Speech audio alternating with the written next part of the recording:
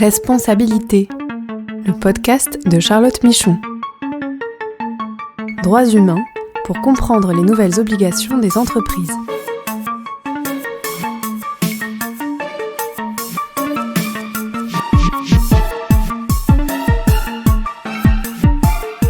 Bonjour à tous et bienvenue dans ce podcast consacré aux nouvelles responsabilités des entreprises en matière de droits humains. Je suis Charlotte Michon, je suis avocate et j'accompagne les entreprises dans la compréhension et la formalisation de leurs démarches droits humains et dans leur conformité à leurs devoirs de vigilance. Nous allons parler aujourd'hui donc de la responsabilité pénale des entreprises internationales et des possibilités d'engager justement la responsabilité d'une entreprise française pour des faits commis à l'étranger par des entités dans sa chaîne de valeur. Alors pourquoi j'ai choisi ce sujet ? Parce que ce que l'on voit aujourd'hui, ce sont de plus en plus de contentieux donc portés devant les juridictions françaises pour des faits de complicité ou de recel des crimes les plus graves liés à leurs activités à l'étranger par rapport à leurs filiales ou par rapport à des pratiques de leurs fournisseurs ou par rapport à leurs activités de vente de produits et de services et de finalement comment ces produits et services ont été utilisés et le lien avec des violations graves relatives aux droits humains. Alors on va pas développer le détail des affaires, on va y revenir pour certaines avec Élise juste après, mais gardez en tête que ces contentieux sont portés donc contre des entreprises, en particulier sociétés mères et donneuses d'ordre, donc des entreprises françaises. Les contentieux sont portés devant les juridictions françaises et visent donc à mettre en cause leur responsabilité pénale par rapport donc à des pratiques d'autres entités, donc à savoir leurs filiales, leurs fournisseurs, ou par rapport à la manière dont elles vendent. Ce que l'on voit aussi se développer, ou en tout cas ce qui me semble intéressant de mettre en avant, c'est que on voit des liens qui existent entre ce qu'on appelle le devoir de vigilance des entreprises, qui est donc un autre fondement juridique et qui fait appel à de la responsabilité civile cette fois-ci, et cette question de la responsabilité pénale. Alors un exemple peut être donné par la plainte contre les entreprises de l'armement par rapport au Yémen, puisque les ONG qui ont porté cette plainte évoquent eux-mêmes cette question du devoir de vigilance, plutôt pour étayer l'argument que les entreprises de l'armement, parce qu'elles sont soumises au devoir de vigilance, auraient dû avoir la connaissance de leur risque de contribuer donc aux crimes commis au Yémen et au lien avec la fourniture de leurs produits, la fourniture de leurs armes. À l'inverse, on a vu, notamment par rapport à la guerre en Russie, des mises en demeure contre des entreprises donc pour leurs activités ou leur approvisionnement en Russie, cette fois-ci sur le fondement du devoir de vigilance, mais pour des faits allégués de contribution et d'association à des violations graves et à des violations liées au conflit armé en Ukraine et à une complicité. Ce qu'il est possible, c'est qu'il y aura à l'avenir de plus en plus de questions d'articulation entre cette obligation de vigilance pour les entreprises, qui encore une fois permet de mettre en cause la responsabilité civile de l'entreprise, et sa responsabilité pénale, soit parce que l'obligation de vigilance pourra être utilisée comme preuve dans le cadre de procès pénaux, ou au contraire comme un argument de défense, un peu une réfutation de cette responsabilité pénale, soit peut-être aussi parce qu'il pourra y avoir des enjeux d'articulation entre différents contentieux sur des différents fondements, mais qui sont portés contre des mêmes entreprises et en lien avec des mêmes faits. Alors pour évoquer plus en profondeur ces risques juridiques et judiciaires donc pour les entreprises donc liés à leur responsabilité pénale, j'ai le plaisir d'accueillir Élise, donc Élise Legal, qui est avocate au barreau de Paris et auprès de la Cour pénale internationale. Alors Élise, bonjour. Bonjour Charlotte. Merci d'être là. Alors, d'après toi, globalement, est-ce que une entreprise française, donc société mère ou donneuse d'ordre, peut être mise en cause pénalement devant les juridictions françaises, et après peut-être on pourra parler du niveau international, pour des agissements de ses filiales ou de ses fournisseurs? Alors tout à fait, je pense que c'est en tout cas un risque pénal qui est très fort et sur lequel les entreprises doivent de plus en plus regarder et mettre en place des mesures qui peuvent leur permettre de prévenir ces risques-là et en tout cas de les mesurer. Ce qui peut être intéressant de noter, c'est que, en réalité, depuis plusieurs années, l'attention est portée sur l'activité des entreprises dans les pays en proie à des conflits armés internationaux ou non internationaux, et que le dernier rapport du groupe de travail des Nations Unies sur la question des droits de l'homme et des sociétés transnationales a pu énoncer clairement, et la phrase est assez illustrante, les entreprises ne sont pas des acteurs neutres. Leur présence n'est pas sans effet. Même si les entreprises ne prennent pas parti dans le conflit, l'impact de leur activité influencera forcément la dynamique conflictuelle. Et en réalité, concrètement, les entreprises qui sont donc mêlées dans ces conflits du fait de leur implantation et de leur activité économique dans ces zones qui sont donc en proie à des conflits armés, internationaux ou non internationaux, ils sont souvent confrontés à un choix de maintenir ou non leur activité économique ou de la suspendre. Et si la plupart des entreprises, elles décident de cesser leurs activités pour des questions éthiques, morales ou parce que les risques comparés à leur image est grand, d'autres peuvent au contraire chercher à optimiser leur rendement en maintenant leur activité sur place, et elles optent alors pour une stratégie qui est plutôt fondée sur l'ignorance ou l'inaction, parce que pour elles, les conséquences économiques d'un arrêt ou d'un départ des salariés dans ces zones de conflit, elles sont jugées trop importantes. Et or, raisonner ainsi, c'est négliger le fait que certaines de leurs actions, certaines de leurs décisions,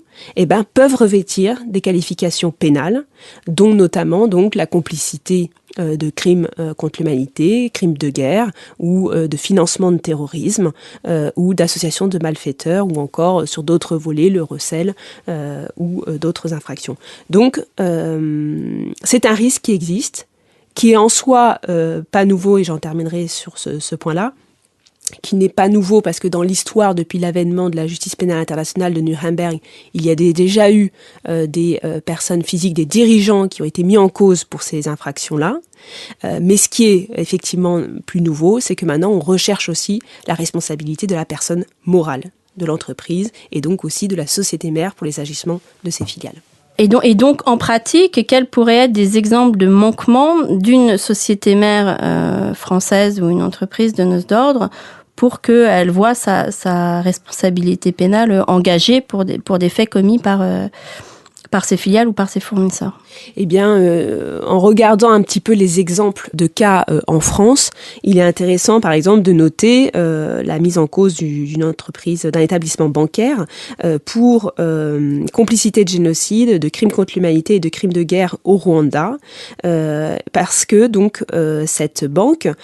aurait accepté de transférer en juin 1994, donc pendant le génocide, 1,3 million de dollars d'un compte donc de sa cliente, qui était la Banque nationale du Rwanda, pour permettre le financement de l'achat de 80 tonnes d'armes au profit des miliciens Hutus en plein génocide des Tutsis, alors que l'embargo sur les armes avait été adopté par les Nations Unies un mois plus tôt. Concernant l'entreprise Lafarge, il lui est donc reproché le maintien de son activité économique en Syrie entre 2013 et 2014 et des faits susceptibles de revêtir la qualification de financement de groupes terroristes pour justement permettre le maintien de cette activité économique. Donc voilà un peu les exemples qui démontrent qu'en réalité les manquements qui peuvent être reprochés, c'est en termes de pouvoir décisionnel,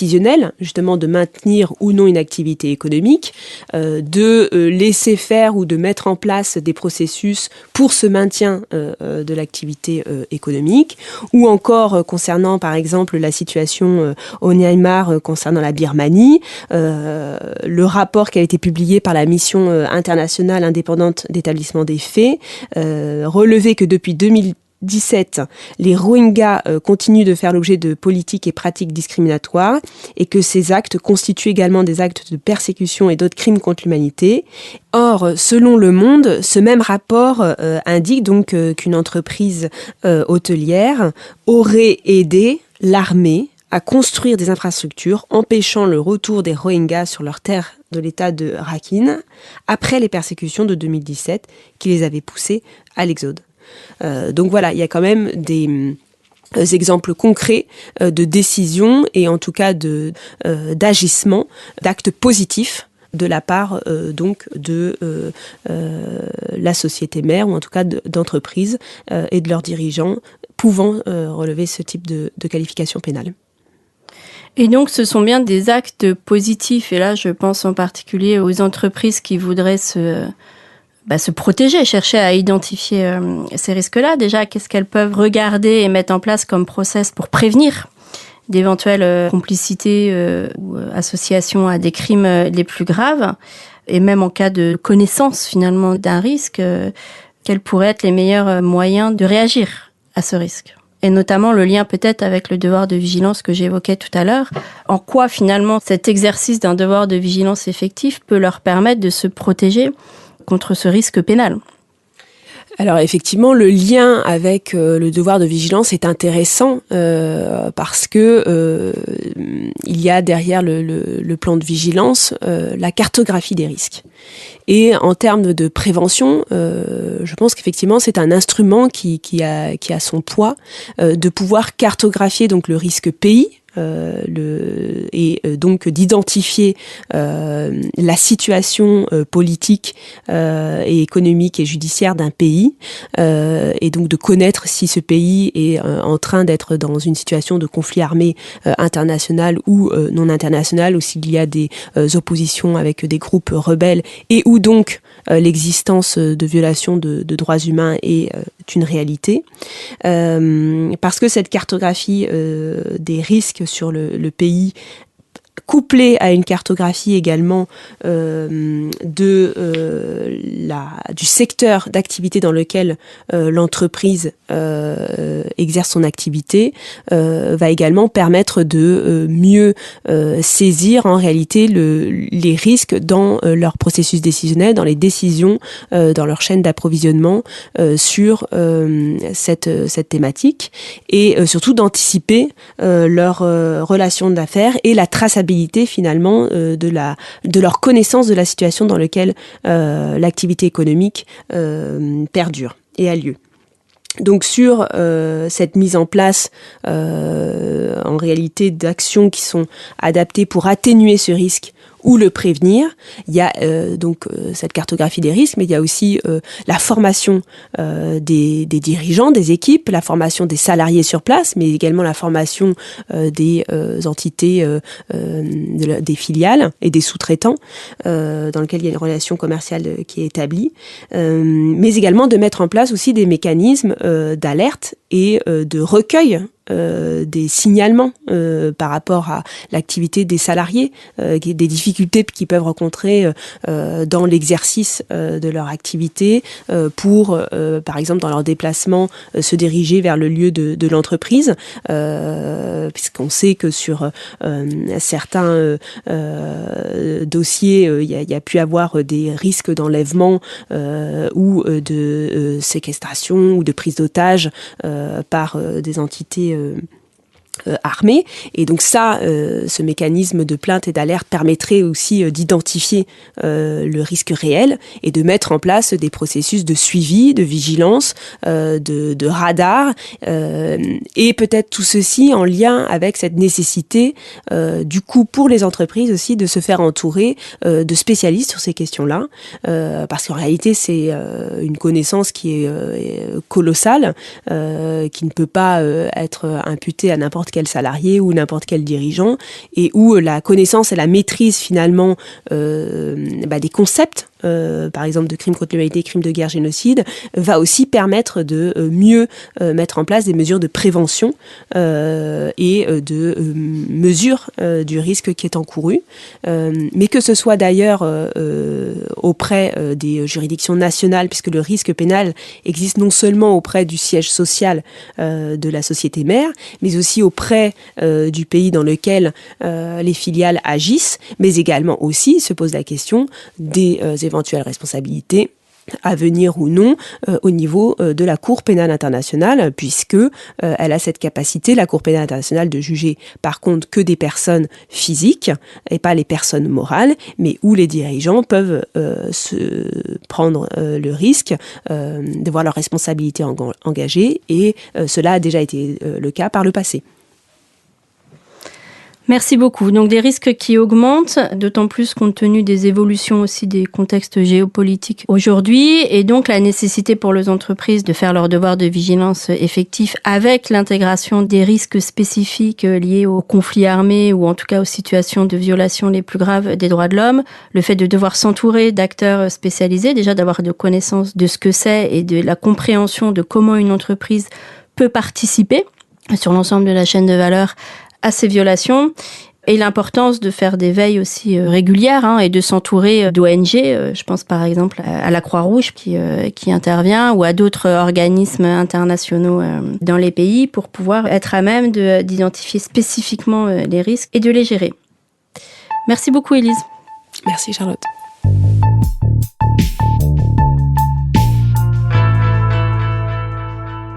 Alors nous allons passer maintenant à la partie actualité du podcast, et j'aimerais revenir avec vous sur l'orientation générale du Conseil européen qui est sortie en décembre dernier et qui était une position attendue. Donc c'est une orientation sur la question de la future directive sur le devoir de vigilance. J'en ai déjà parlé dans d'anciens podcasts. Il y a un processus législatif au niveau européen pour une future directive donc sur cette question du devoir de vigilance. On a eu une proposition de la Commission en février. On attendait la position du Conseil, dont je vais parler tout de suite, qui est arrivée donc le 1er décembre 2022. On attend encore du coup la position du Parlement européen qui devrait intervenir en mai, pour après que les négociations dites en trilangue se passent. Et donc on espère une adoption de la directive fin 2023. Très rapidement, pour vous présenter un peu les enjeux autour de cette future directive. Donc, le projet de la Commission prévoyait donc une application du devoir de vigilance à un plus grand nombre d'entreprises. Si on compare par exemple avec la loi française, le projet donc prévoit à terme qu'il y ait à peu près 1% des entreprises européennes. Alors, ça peut ne paraître pas beaucoup, mais ça représente quand même 19 000 entreprises européennes qui soient concernées par cette obligation de vigilance. Les enjeux aujourd'hui autour de ce texte concernent le périmètre de l'obligation de vigilance et finalement quelles activités et par rapport à quelles relations commerciales ou partenaires commerciaux les entreprises doivent exercer leur vigilance et en rendre compte. Le projet de la Commission donc prévoyait ce qu'on appelle la chaîne de valeur des entreprises, qui permettait de couvrir aussi bien l'amont avec les fournisseurs, et donc les fournisseurs sur tout l'ensemble de la chaîne d'approvisionnement, et donc pas que le fournisseur direct et le rang 1, que ce qu'on appelle l'aval, qui est la partie plutôt liée à l'usage des produits et des services des entreprises.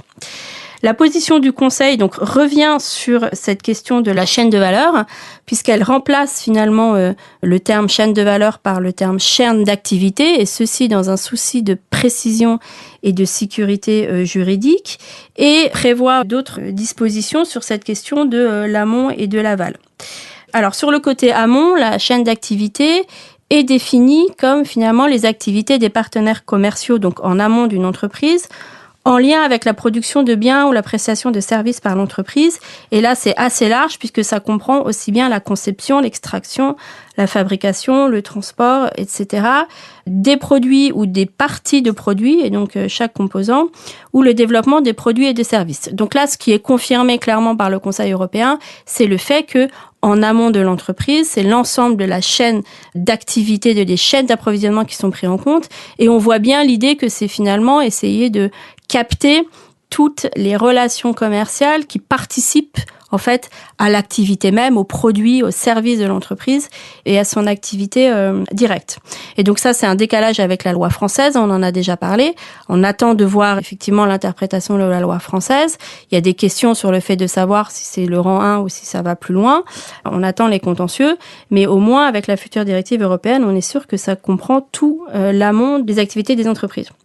Ensuite, sur la question aval, donc la position du Conseil revient sur cette question en disant qu'il ne s'agit que des activités des partenaires commerciaux en aval d'une entreprise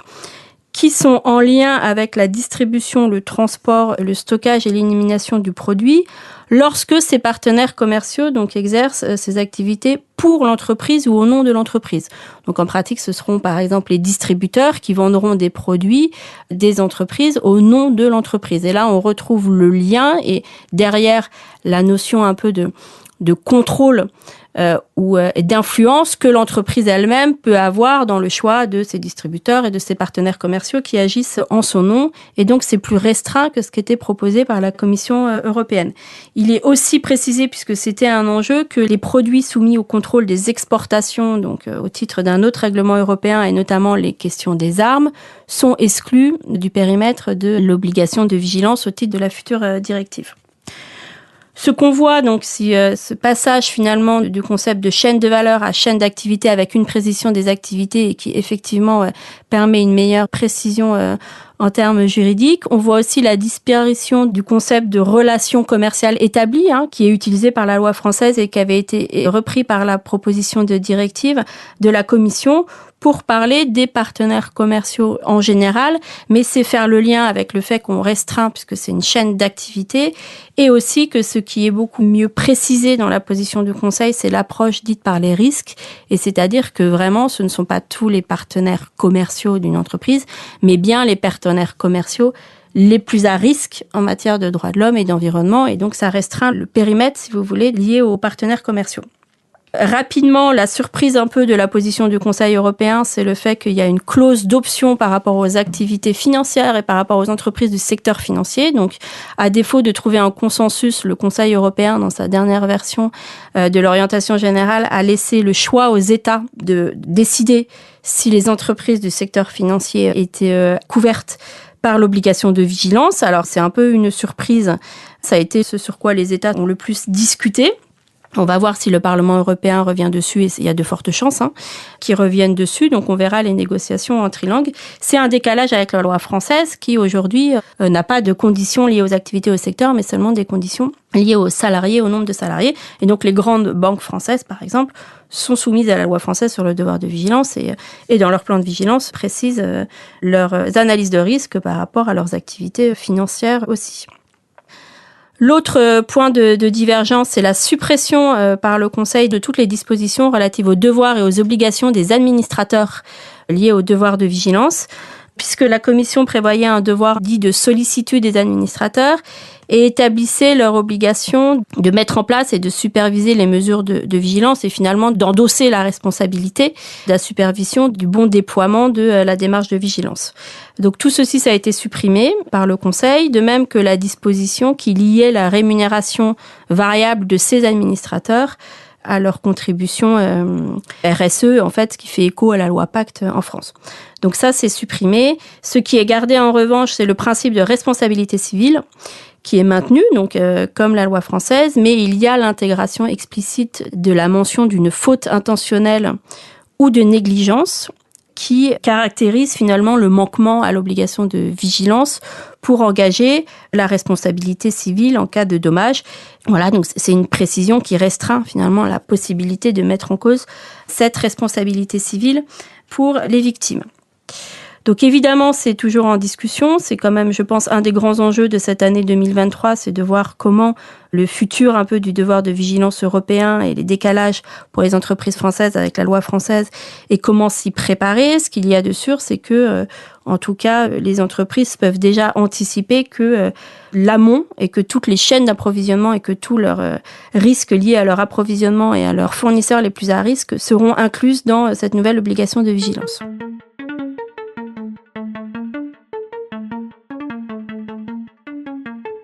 C'est fini pour aujourd'hui. Merci à tous de m'avoir écouté. Et donc, on se retrouve dans 15 jours pour un nouveau podcast, cette fois-ci sur un enjeu droit humain, donc celui du harcèlement et de la violence au travail.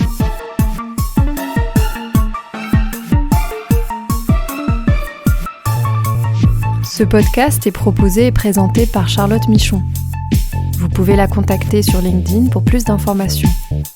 Produit par Amicus Radio, réalisé par Léobardo Arango.